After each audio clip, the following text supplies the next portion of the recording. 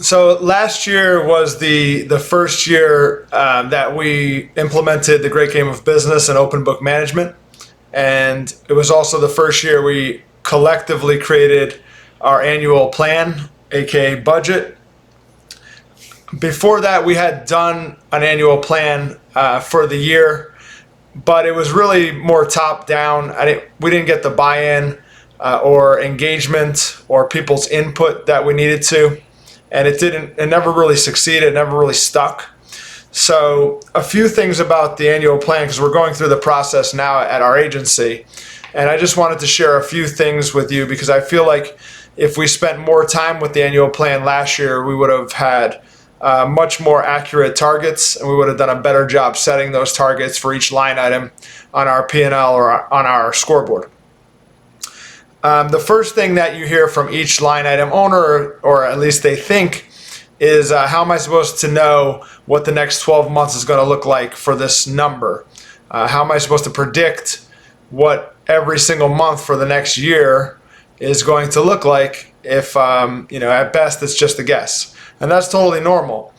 And last year, I kind of gave up on that and said, well, do your best shot.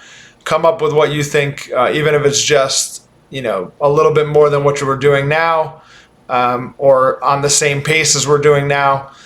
Come up with what you think, your best guess as to what this will look like. And I think we went through it pretty quickly, a little too quickly, because as we were working the year, it's important not to change any part of the annual plan because these are the goalposts or the targets that we're going after. So it's important not to keep moving the goalposts. Once it's set, it's set. So do a good job and at least work through your annual plan before the new year, before you launch the annual plan, to make sure that it's that you thought through it as much as possible. So this year we're going through it with a little bit of from different perspectives, and we're starting out with revenue, because I think any good plan starts from the top with revenue, because then other line item owners will be able to then say, okay, we're going to be doing this in revenue, or at least that's the plan. And what will this number look like? How much content will we need to buy? How many links will we need to build? Will we have to hire more staff? Will we have to do press releases, all the way down? Are we going to spend more money on marketing? And so the plan now, we want to create a plan that's, will stretch us to attain it, but it's also achievable. And our plan consists of forecasted numbers pretty much all the way down the P&L. So our scoreboard, our financial scoreboard at the agency, consists of mostly our P&L numbers and some balance sheet items. So on the balance sheet, we have things like cash, our long-term debt, short-term debt like credit cards that we may be carrying from month to month.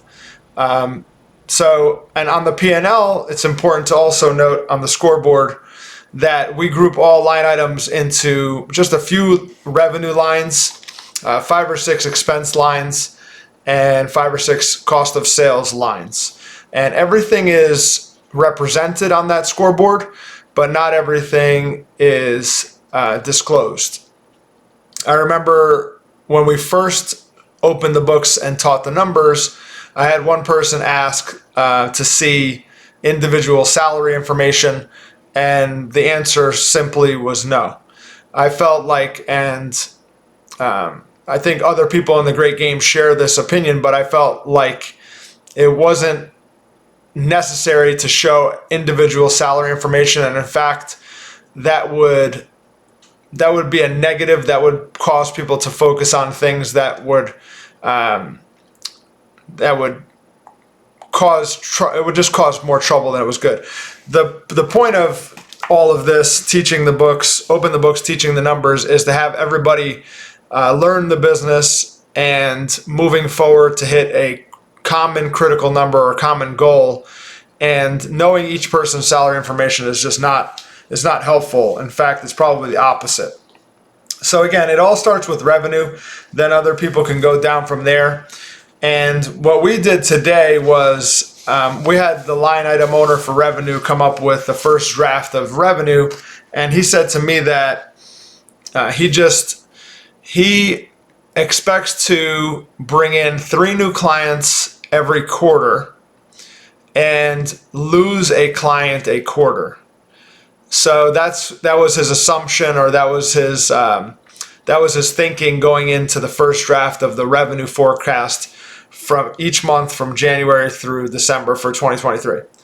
And what we did was I started asking him questions like, is that, since we're upping some parts of our marketing, we're launching different campaigns in our marketing now, will the revenue lag behind that, or will it be, like you said, where come January, we're going to hit the ground running and have higher revenue right out of the gate? And, he didn't think of that. And so we had to adjust.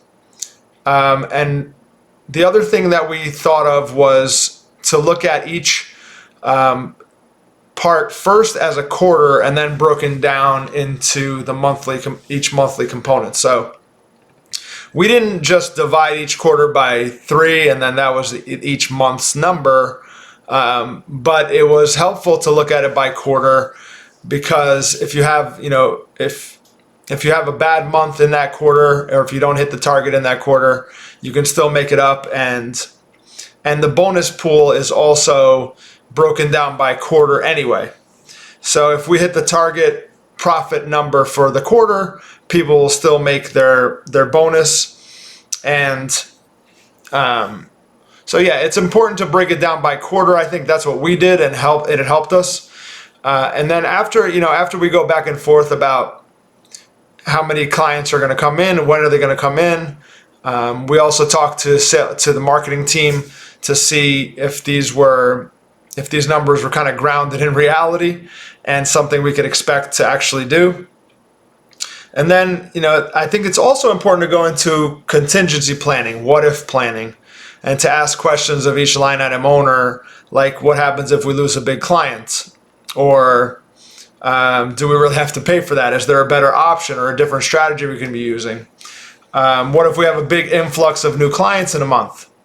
And what would we do with that money? So would we pay down debt, which in turn would decrease our liabilities? It might also decrease our interest expense, but it'll also decrease our cash position. Or do we just want to stack that money for the future, for a rainy day, or for some other opportunity? And I think it's important to hear your people's input on all this, because at the same time it's teaching them the business, and you like to see where their head is in terms of what they would do in these different scenarios. And a lot of times, believe it or not, I thought that they would make decisions based on the bonus pool and on the profit. But that hasn't been the case most of the times. They actually put the business first a lot of the times and want to make sure that that's stable so that they can get that bonus, that profit bonus or that gain share bonus for a long period of time.